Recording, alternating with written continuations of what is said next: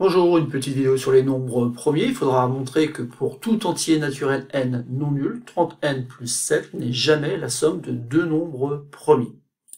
Donc je vous conseille d'appuyer sur pause, de bien observer donc l'expression 30n plus 7, mais aussi le fait que les nombres premiers ont une certaine particularité, et ainsi vous n'aurez aucun mal donc à démontrer que, quelle que soit la valeur de n entier naturel non nul, 30n plus 7 n'est jamais la somme de deux nombres premiers.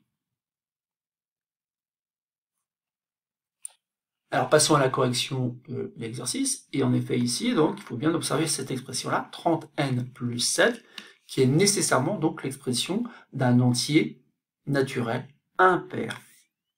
En effet, ici, on peut écrire que c'est 2 fois 15n plus 3 plus 1, et donc on a bien une expression de la forme 2k plus 1, qui caractérise donc le fait que cette quantité-là correspond donc à un entier impair. Donc ça c'est une première chose. Ensuite, donc on va supposer que 30n plus 7 s'écrive donc comme la somme de deux entiers premiers, donc de P et P'. Et bien ça implique tout simplement que P plus P' soit égal donc à un entier impair, puisque 30n plus 7, on a dit tout à l'heure que c'était impair, et du coup, pour avoir une somme qui soit égale à un entier impair, nécessairement vous devez avoir ici donc un nombre pair, et ici un nombre impair, ou l'inverse. Et si vous avez bien sûr un nombre impair plus un nombre impair, ça fait une quantité qui correspond à un nombre pair, et si vous avez deux nombres pairs, c'est aussi un nombre pair. Donc ici, ça implique que le premier nombre ici que j'ai nommé P soit forcément égal à 2. Alors pourquoi? Tout simplement parce que c'est le seul nombre premier pair.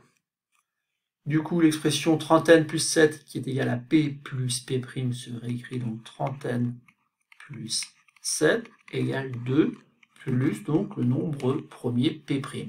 Bon ça équivaut à dire tout simplement que le nombre P' est égal donc à 30n plus 5.